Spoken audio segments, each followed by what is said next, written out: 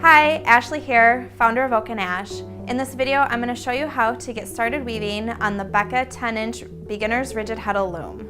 So this is the Beka's 10-inch Beginner's Rigid Heddle Loom, and it comes out of the box ready to go.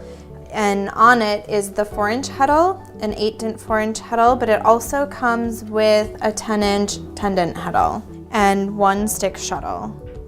You literally take it out of the box and it's ready to start weaving.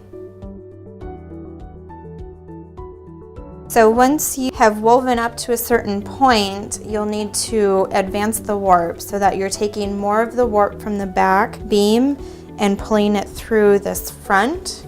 The first thing you want to do is loosen the front wing nuts so that you're opening up those 2 beams and giving the warp yarn some slack, because you'll have to pull it back a little bit to unwind more of the warp yarn. And then the second step is you will slip this off of the back.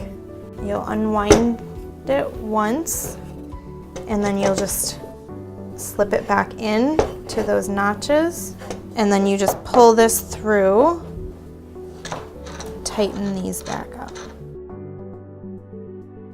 So the purpose of the heddle is that every other yarn is either in a hole or a slot, so that when you're holding it up, you've got your up shed, and then when you push it down, you have your down shed.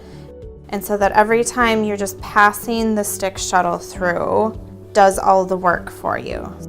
So now that we've advanced the warp, you can continue on weaving, and you'll just keep weaving and keep advancing until you have reached your desired length.